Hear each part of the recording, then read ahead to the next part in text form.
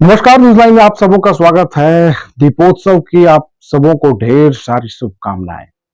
झारखंड विधानसभा चुनाव 2024 का शंखनाद हो चुका है। चुनावी रणभेरी बज चुकी है और सभी 81 विधानसभा सीटों पर विभिन्न दलों के प्रत्याशियों ने अपना नामांकन भी कर दिया है और अब सभी मैदान में कूद पड़े हैं चुनावी प्रचार में।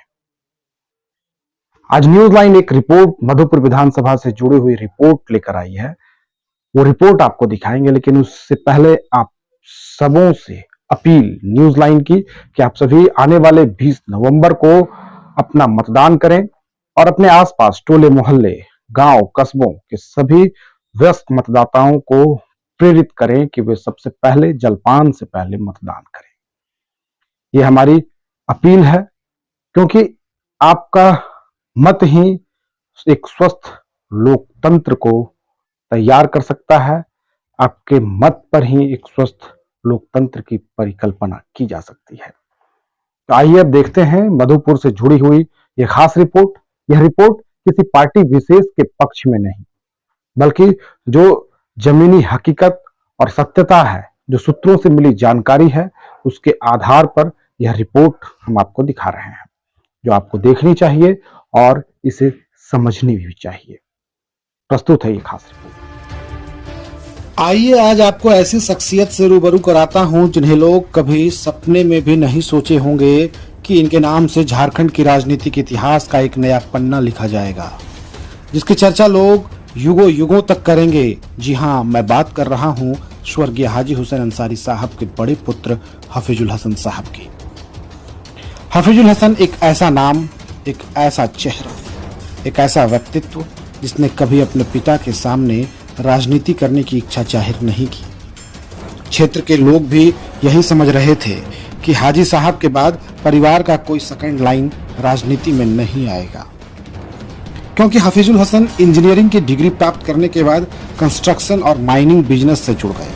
साथ ही खेल से इनकी काफी गहरी रुचि रही। बाकी भाइयों में भी कोई सरकारी सेवा तो कोई व्यवसाय, कोई ठेकेदारी के काम में जुड़े रहे। लेकिन ये अलग बात है कि जब भी हाजी साहब को मधुपुर विधानसभा से पार्टी ने चुनाव में उतारा तो चारों पुत्र राम लक्ष्मण भरत शत्रुघ्न की तरह चुनाव की कमान संभाल लेते थे। जहां हाजी साहब पार्टी का चेहरा बनकर क्षेत्र में प्रचार करते थे, तो हाफिजुल हसन पर्दे के पीछे में रहकर चुनाव का मैनेजमेंट संभालते थे। बूथ कमेटी तैयार करने से लेकर चुनावी सभा, प्रचार प्रसार, बैनर, होर्डिंग, झंडा तक लगाने का काम कार्यकर्ताओं समर्थकों के साथ मिलकर खुद करते थे। हफीजुल हसन की इसी कार्यशैली के कायल गुरुजी शिबू सोरेन और हेमंत सोरेन थे। तभी तो उनके न चाहते हुए भी उन्हें मधुपुर से जेएमएम का विधानसभा प्रभारी बना दिया गया था। पिता हाजी हुसैन अंसारी के अस्वस्थ रहने के कारण वर्ष 2019 में उन्हें चुनाव लड़ने से बेटों ने मना किया था, लेकिन किसी बेटे ने कभी यह इच्छा जाहिर नहीं की कि मुझे चुनाव लड़ना है। ये हाजी साहब के दिए हुए अच्छे संस्कार ही थे। लेकिन हाजी साहब ने कहा कि ये मेरा आखिरी चुनाव है और इस चुनाव में चारों बेटों को तन मन धन से मदद करना है। 2019 में जब हाजी साहब चुनाव में उतरे तो उनकी झोली खाली थी, क्योंकि वे अपना सब धन तो जनता में ही लुटाते थे।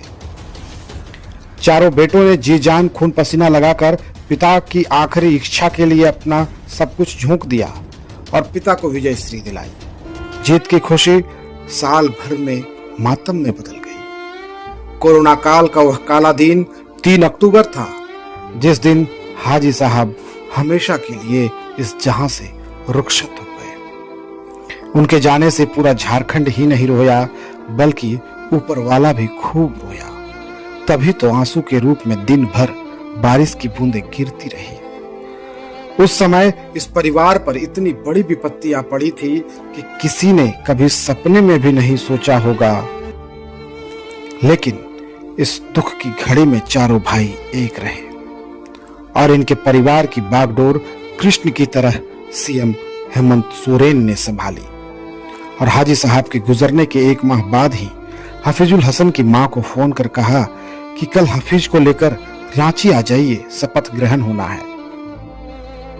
और यही वो झारखंड के राजनीतिक इतिहास का नया पन्ना है जिसमें झारखंड का पहला ऐसा मंत्री हफीजुल हसन को बनाया गया जिसने बिना विधानसभा चुनाव लड़े ही मंत्री पद की शपथ ली। परिवार में हल्की खुशी तो आई, लेकिन उस समय भी हाजी साहब के गुजरने का गम कुछ अधिक ही था। फिर उपचुनाव में हफीजुल हसन को मैदान में उतारा गया, लेकिन उनके लिए चुनाव हेमंत सोरेन ने खुद 6 दिन मधुपुर में रहकर चुनाव लड़े और 5000 वोट से जीत दिलाई। ये सीएम हेमंत का प्यार ही दर्शाता है हफीजुल हसन के प्रति। ये प्यार सिर्फ इतने में ही कम नहीं होता। हेमंत सोरेन हफीजुल हसन को अपने छोटे भाई बसंत से भी बढ़कर मानते हैं। तभी तो झारखंड सरकार में सबसे अधिक बड़े बड़े मंत्रालयों का कोई मंत्री रहा तो हफीजुल हसन ही थे। लेकिन हफीजुल हसन ने भी हेमंत सोरेन को अपने बड़े भाई से बढ़कर माना और वे भी हेमंत सोरेन के आदेश पर डुमरी तथा गांडे उपचुनाव में अपना खून पसीना एक कर दोनों सीट पार्टी की झोली में थी। डुमरी में बेबी देवी के साथ दिन रात चुनाव प्रचार किया। गांडे में कल्पना सोरेन के चुनाव को अपना चुनाव समझकर लड़ा।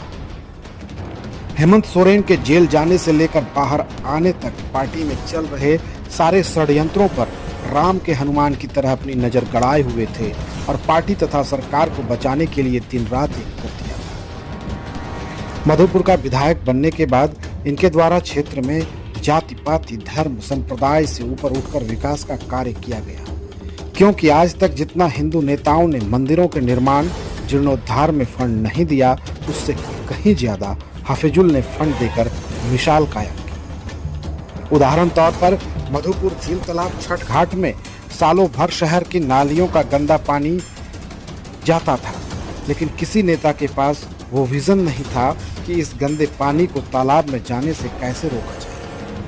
उस कार्य को भी इन्होंने बखूबी पूरा कर समाज को एक नई सीख दी।